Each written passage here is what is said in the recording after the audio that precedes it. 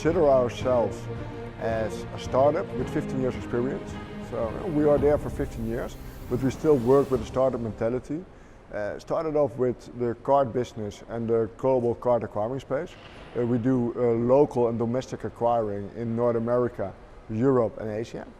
And recently we launched our payment platform aCapture, which is a completely data-driven PSP solution in the omni-channel space. So we provide both to offline and online merchants total payment solutions. Now, being in the payments industry for 15 years, you must have seen quite a lot of change. What would you say has been the most important change in recent years? Changes in the payment industry go really slow. On average it takes 4 years. So contactless payments, which people start talking about 4 years ago and was innovation, is becoming now more used and more common sense. So it goes slowly. Apple Pay will be way more important in the next 2 years. I think the main differentiator at the end, for instance, could be a blockchain technology combined with the real-time payments. It's a solution which solves an actual problem doing global real-time payments. But I think also the use of data in the payment industry is very, very important to optimize services, and not two merchants are the same. So individualization of service is very important. How have you effectively managed those changes and become a forerunner of the payments industry? Starting to make changes, it's coming from an industry perspective. As I said, we are the startup with 15 years experience, so we still have that medium-sized business. We're not one of the big guys with loads of legacy. We cannot transform the business anymore. We are in a space where we still can transform, look into trends, and we really spotted data as a way to move forward. Especially prices on payments go down. In the point of sale areas, it's almost a commodity. If you have that, the data becomes equally important to the payment transaction itself, because you can increase business for a merchant by using the data and having them more successful transactions. So MPE is quite a big event. What have you been showcasing here and in the last few months? Within MPE, what we showcased mainly is our data strategy. It's payment industry and bringing machine learning to the industry. A lot of people talk about machine learning as the next hype, things going on, but as I tend to say, machine learning is not a product. We cannot sell you machine learning, but we can build solutions based on machine learning, predictive analysis to actually transform the businesses. I just come from a panel where people were talking about innovation, and there was this old school acquirer saying, what's your latest innovation? And he told, we have a 24/7 call center.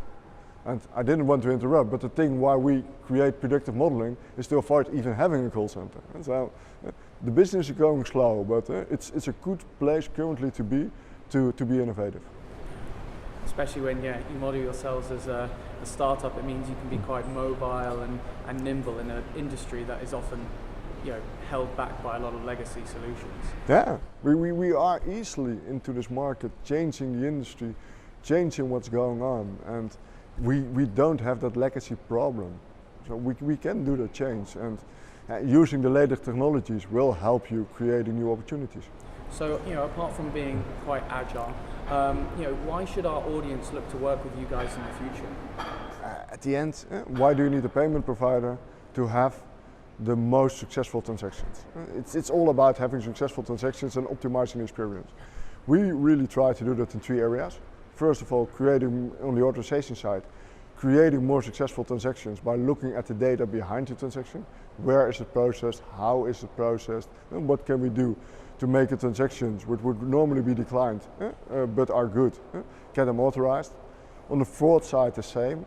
We reduce fraud by predictive analysis, but we also reduce the false positives in fraud.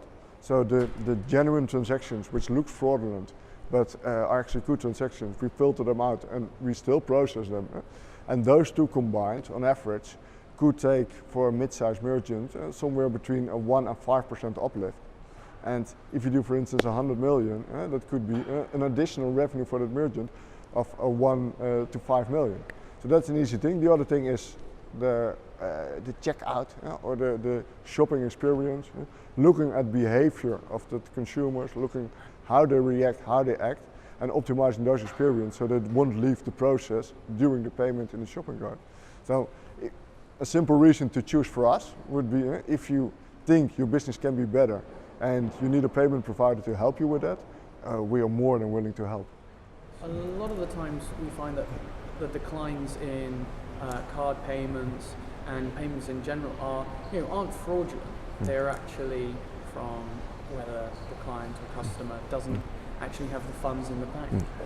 What are you guys doing to address that large amount of money that's going missing? Improving authorizations, reprocessing can be an option. There are many options around, but who is the issuer? Where is he located? Which countries are they in? Which security measures do they request? Adopting to those security measures on a bank level, on a country level, creating that whole flow in a standardized way and keep on there, looking at what's happened in the past and use that to process in the future, makes the changes between a successful and a decline.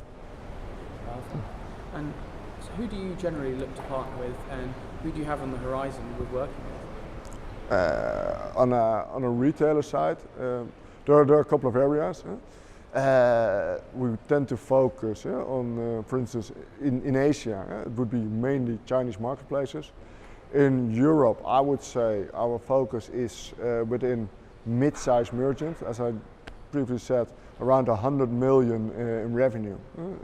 That's the ones we can really help solving the problems. And honestly, there needs to be a problem for us to solve to be in competition with anybody else. Otherwise, it's a price game and almost a commodity game, which is way more different.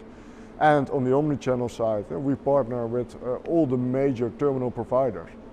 So on omni-channel, it's keep what you have, but optimize the experience based on data science technology to your consumers. And lastly, how have you found this year's MPE? We love MPE. It's a gathering of payment people. I always almost say, if you go 2 days to MPE, you don't have to see other payment people in a year. So that's what we like about it.